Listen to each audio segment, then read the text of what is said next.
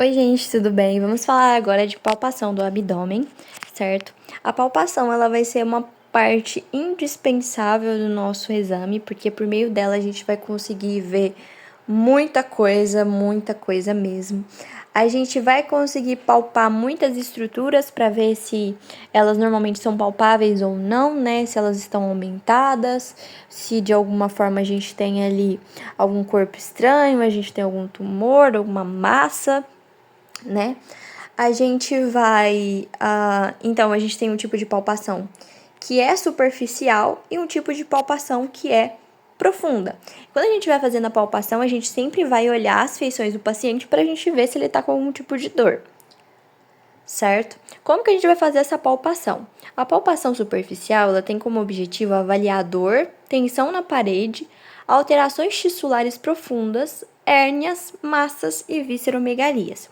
Então a gente vai começar, né, fazendo assim ou horário ou anti-horário, mas a tendência é que a gente vai aqui da fossa ilíaca direita aqui até acabar aqui na região, né, de mesogástrico.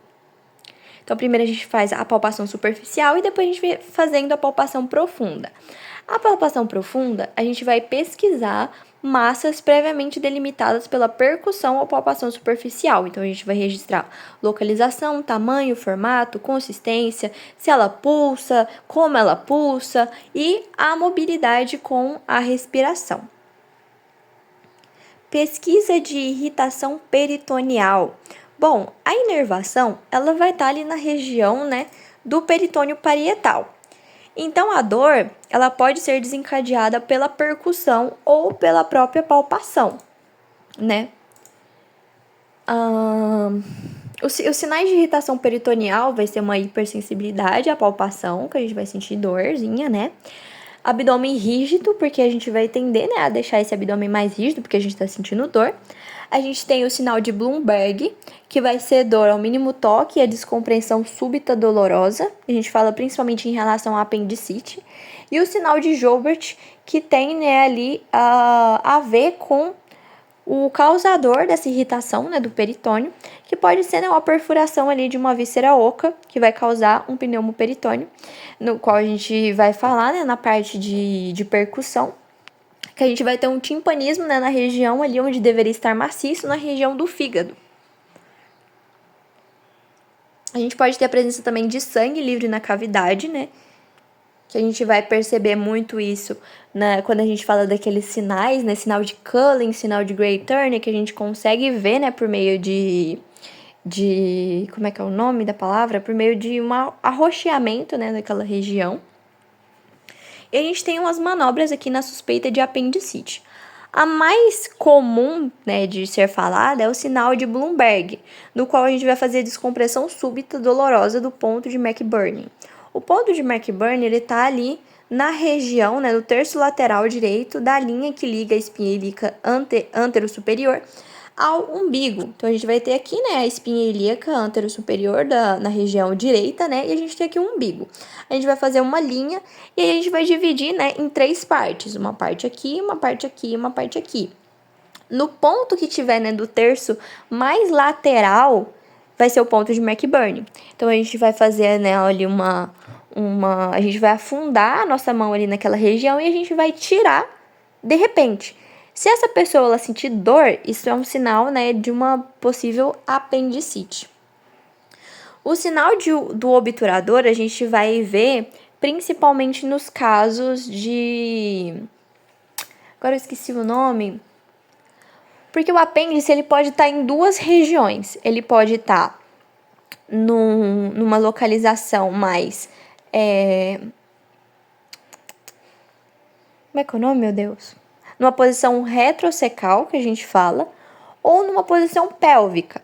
Se a gente vê uma retrocecal, ou seja, ele está ali posterior ao seco, né, que é a primeira porção do intestino grosso, a gente vai ter esse apêndice encostando no psoas, que é um músculo, né, ali na parede posterior. Se a gente tiver ele numa posição pélvica, ele vai se encostar em outro músculo, que é o músculo obturador. Então, dependendo do que é o movimento que a gente fazer, a gente vai identificar se esse apêndice está numa posição pélvica ou numa posição retrocecal. Então, o obturador, a gente vai ver se ele tá numa posição pélvica. Então, a gente vai pegar a coxa do paciente, vai fletir ela, né? Vai deixar que nela... Deixa eu ver se eu peguei. Aqui, ó. Não é esse aqui, não. Eu não peguei foto.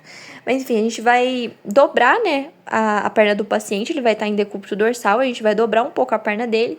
E a gente vai fazer uma rotação interna, né? A gente vai mexer ali mais pra região medial do nosso corpo. Se ele sentir dor na região ali do hipogástrio, ele tem, né, o sinal do obturador que tem a ver com uma apendicite, né?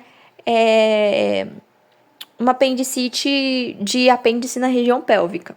Se a gente tiver o sinal de psoas, né, que vai ser essa extensão forçada da coxa ou uma flexão resistida dessa coxa, a gente vai ter, né, uma dor e aí o paciente ele vai ter o sinal de psoas.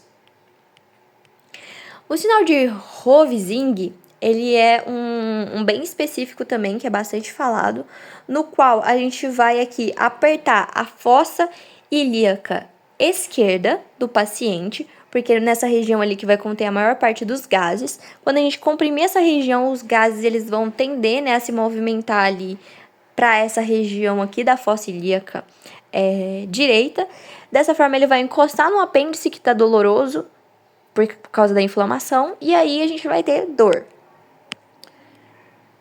Sinal de Lipinski vai ser dor à compressão da fossa ilíaca direita, enquanto o paciente eleva o membro inferior esticado. Da mesma forma, a gente vai estar ali movimentando, né, as estruturas na região interior do abdômen, dessa forma fazendo com que o apêndice ele fique mais suscetível, né, à dor, por a gente estar encostando diretamente nele ou encostando algum outro órgão nele, né? O sinal de Dunphy vai ser uma dor na fossa ilíaca direita que piora com a tosse.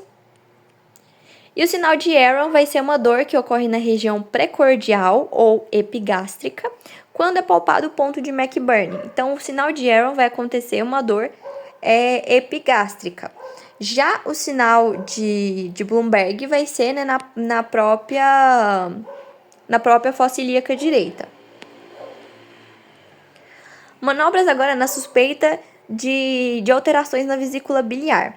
Primeiro a gente vai ter, né, essa manobra de Pons, no qual a gente vai posicionar a mão no ponto entre a junção do reporto costal com a linha hemiclavicular direita, né, que vai ser o ponto cístico, e vai pedir para o paciente realizar uma inspiração.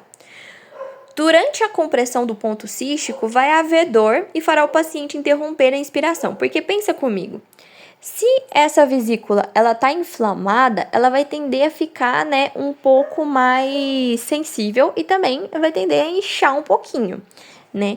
Então, quando a gente faz essa manobra de Pons, quando o paciente ele vai inspirar, ele vai tender, né, a abaixar o fígado e a vesícula para poder expandir, né, a região torácica, e nesse processo a gente vai conseguir palpar a vesícula. Se a gente palpar a vesícula e sentir dor, vai ser o sinal de Murphy, né? Aí aqui, se a gente sentir a vesícula palpável indolor mais icterícia, a gente pode estar falando, né, de um câncer. Então, a gente pode estar falando do sinal ou regra de Courvoisier-Terrier. É um nome horroroso, mas vamos lá. Então, a gente vai palpar, né, a vesícula distendida, mas ela não vai doer, que é o sinal clássico, né, de câncer. Essas merda não dói, né? Igual o linfonodo inchado que não dói também é câncer. E vesícula palpável e dolorosa vai indicar uma distensão aguda. Então se doer é um sinal positivo, teoricamente. Porque a gente não está falando de um câncer, a gente pode estar falando de uma inflamação da vesícula por obstrução de ducto cístico por um cálculo biliar, que muitas vezes a gente remove, né, o cálculo e fica tudo certo. Achados durante a palpação, diástase do reto abdominal. Às vezes a gente nem precisa palpar, né, pra gente saber que a pessoa tem uma diástase, que é o afastamento, né, dos músculos reto-abdominais. Isso acontece muito em pessoas que tiveram uma gestação, né, no qual a a região abdominal ela se distende bastante, acaba afastando, né, o reto abdominal. E na hora que a gente desengravida, né, que a pessoa tem o bebê, tende a não voltar, né, completamente. O corpo da mulher sofre uma dezena de deformações, né, de transformações, é o certo se falar, durante a gravidez. Isso pode acontecer. E também na obesidade, né, todos os dois vai distender bastante a parede abdominal e vai poder acontecer esse processo. Hérnias. A manobra de Valsalva pode evidenciar hérnias umbilicais, incisionais ou epigástricas. Isso aqui também está mais relacionado, né, ao processo ali de, de inspeção, né, que a gente falou disso. Mas a gente fala também dos processos palpáveis, né? Por quê? A gente pode ter hérnias de 3 tipos. Uma hérnia redutível, ela vai ser uma hérnia que vai ter ali uma passagem na parede abdominal. E aí, se a gente colocar o dedo e a gente apertar, ela volta. Se ela voltar, é uma hérnia irredutível, que pode ser facilmente, né, ali revertida por meio de uma cirurgia, né, que vai fechar a parede abdominal. Já encarcerada, a gente não vai conseguir redutir ela, ou seja, a gente vai tentar colocá-la para dentro e ela não vai voltar. Nesse processo, a gente fala que ela está encarcerada. Então, a gente vai, né, considerar a possibilidade ali de uma obstrução intestinal ou isquemia de alça.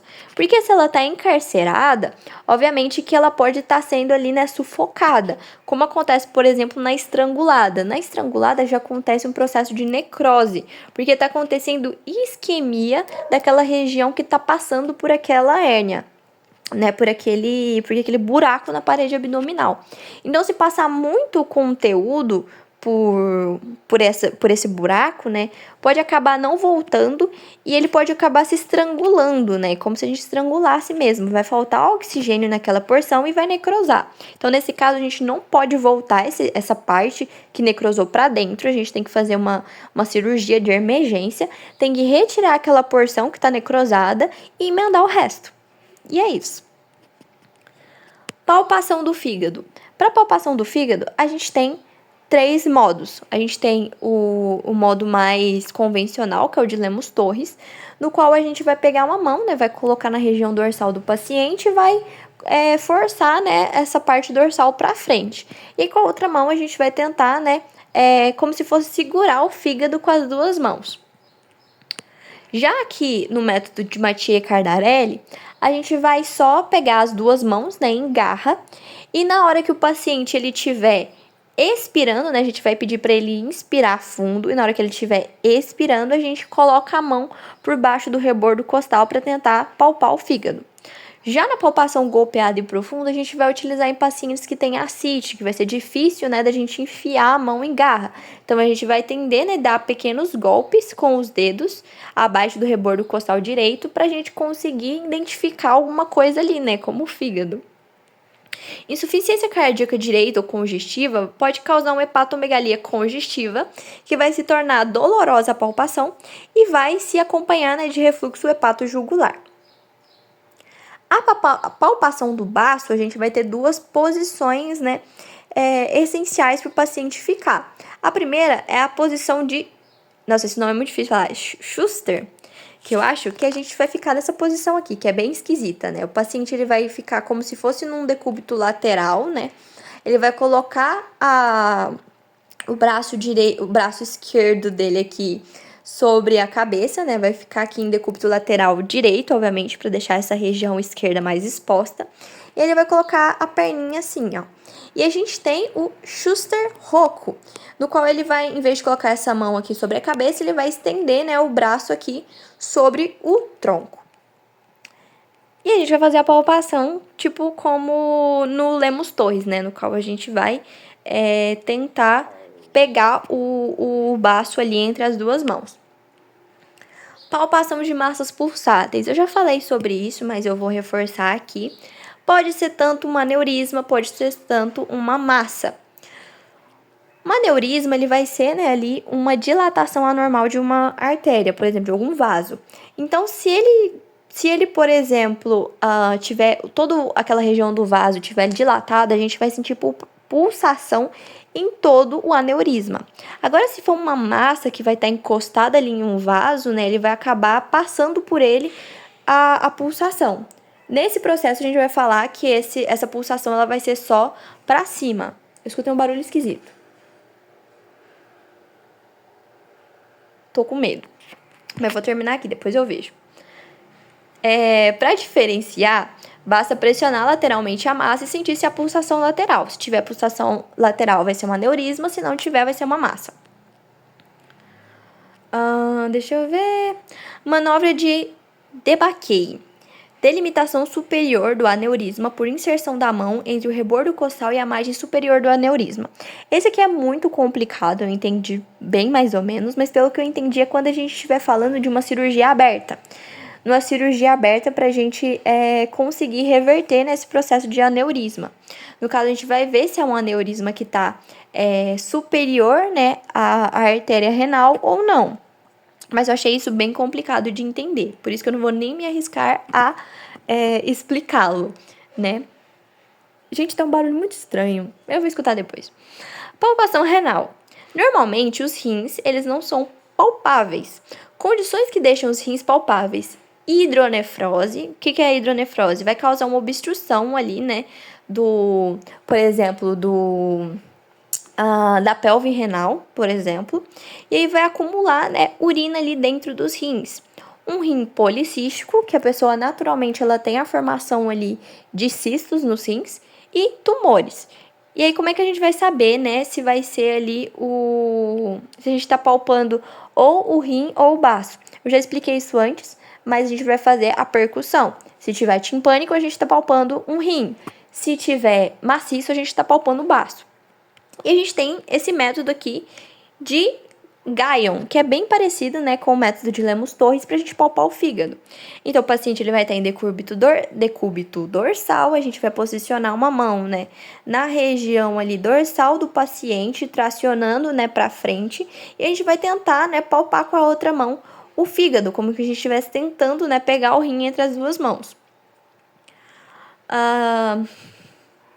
Manobra de Israel é a mesma coisa que o método de Guyon, mas o paciente vai estar em decúbito lateral. Já o método de Goulet vai ser a mesma coisa que o método de Guyon, só que o paciente vai estar em pé. Então, mesma coisa. Teste de hipersensibilidade. Isso aqui é muito interessante, tá? Que vai ser a punho-percussão dolorosa. E se ele for doloroso, a gente pode estar falando de uma inflamação, né? Por exemplo, de uma pielonefrite. Ou mesmo de um cálculo. Nesse processo, né, a gente pode fazer a punho-percussão, que vai ser a manobra de Murphy, tá? Não confundir com o sinal de Murphy do baço, tá? É a manobra de Murphy que a gente vai fazer a punho-percussão. E a gente tem a manobra de Giordano. A manobra de Giordano, a gente vai bater com a borda ulnar nessa região, né? Pra gente ver se o paciente sente dor ou não. No entanto, se a gente tiver dor ou a punho-percussão ou a bater, né, a região aqui lateral da mão nessa região do paciente, dos dois jeitos a gente vai ter Giordano positivo. Lembrando que não existe Giordano negativo, tá? Mas se a gente tiver, né, ou a punho-percussão dolorosa, ou a gente bater, né, a borda ulnar nessa região do paciente e ele referir dor, dos dois jeitos vai ser Giordano positivo. Olha só que legal. Pontos renoureterais, difícil, não vou falar, não vai cair isso aqui. Descrição do exame normal, isso aqui eu acho interessante falar, tá? Abdômen, atípico a inspeção, meu Deus, estão quebrando minha casa. Atípico a inspeção, ruídos hidroaéreos presentes. Timpânico, a percussão, traube timpânico, flácido a palpação, indolor a palpação superficial e profunda, sem massas ou visceromegalias, hepatimetria na liame clavicular esquerda de 10 cm, fígado impalpável abaixo do rebordo costal ou palpável a 2 cm, que é o normal, 4 cm abaixo do apêndice tifoide, que também é normal, e baço impalpável. Na cirrose, esse aqui é um negócio interessante, né, que eu coloquei. Na cirrose, o fígado vai estar diminuído, porque já vai ter fibrose, né? Então, ele vai perder ali grande parte do tecido funcional. E aqui eu coloquei algumas coisas sobre toque retal, né, que a gente falou na aula, e também de flapping ou asterisco, que vai ser um sinal neurológico que a gente vai pedir para o paciente elevar, né, a mão. E aí ele tem que manter a mão reta. Se ele não conseguir, a gente fala muito de flapping ou asterite, que vai ser um sinal de encefalite hepática. E é isso.